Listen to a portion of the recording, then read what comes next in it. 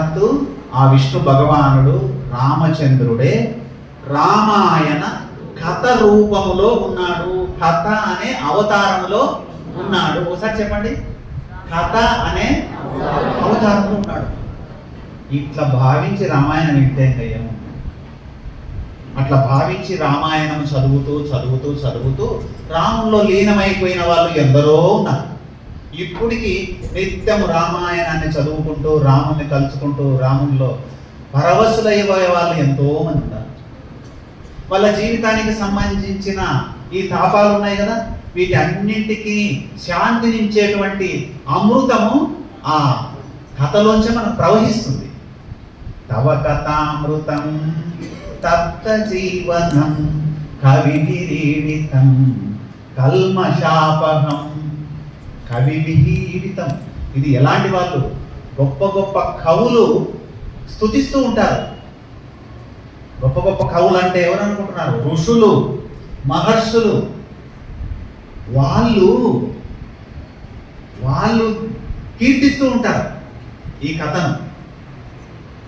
ఒక వ్యాసుడు, ఒక శుకుడు, బ్రహ్మదేవుడు, సాక్షాత్ సృష్టికర్త అయినటువంటి బ్రహ్మదేవుడు స్తుతిస్తూ ఉంటాడు.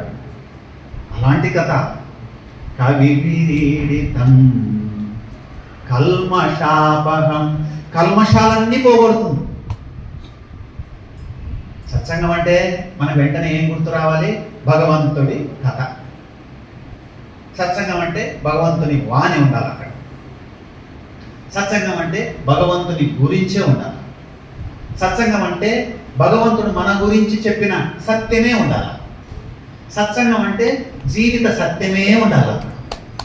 అది సత్సంగం. తవ కథామృతం, పలకండి, తవ కథామృతం తప్త జీవనం కవిభిరీడితం కల్మషాపహం శ్రవణ మంగళం శ్రీమదాతతం. శ్రవణ మంగళం, వింటే మంగళం ప్రాప్తిస్తుంది. మామూలుగా ఎవరి మాటలంటే అమంగళం. కానీ భగవంతుని మాట వింటే ఏమవుతుంది? శ్రవణ మాత్రం చేత మంగళం. వింటూ ఉంటే మంగళం అంటే శుభం కలుగుతుంది. మనమందరం శుభం కోరుకోనే కదా జీవించేది. అసలు శుభం అంటే ఏదో కాదు, పరమాత్మ స్థితే శుభం. భగవంతుడే శుభం. భగవంతుడి తత్వమే శుభం. ఆత్మతత్వమే శుభం. ఆత్మ జ్ఞానమే శుభం. అదే మంగళకరం. చూడండి, తవ కథ